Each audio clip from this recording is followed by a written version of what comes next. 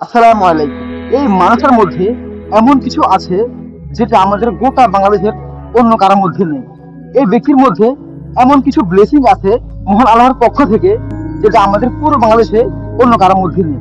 যখন আমরা দেশ নিয়ে চিন্তায় পড়ে যাই যে আমাদের দেশে কি হবে আমাদের ভবিষ্যৎ, আমাদের দেশ কি আগামী দিনে সিরিয়া হবে, তখনই এই মানুষের কিছু কথা, এই মানুষের কিছু সিদ্ধান্ত আমাদেরকে নতুন করে ভাবতে শেখায়, আমাদেরকে দেখায় নতুন ভোরের আলো।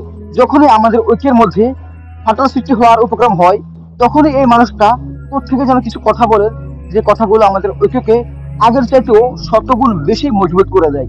যখনই আমাদের মনে অনেক কষ্ট, আমাদের মাথায় অনেক চিন্তা, আমাদের চোখে ঘুম নেই, কি হবে আমাদের দেশের, কি হবে আমাদের দেশের আগামী দিনের ভবিষ্যৎ, তখনই এই মানুষটার আগমন, এই মানুষটার বিদেশ সফর, এই মানুষটার কিছু সিদ্ধান্ত আমাদেরকে নতুন করে আবার শক্তিশালী করে।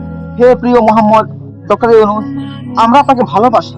আপনাকে আমাদের সামনে গত 16 বছর ভুল বোঝানো হয়েছে, আপনাকে অনেক অপমান করা হয়েছে আমাদের এই বাংলাদেশে, আমাদের এই মূর্খের দেশে।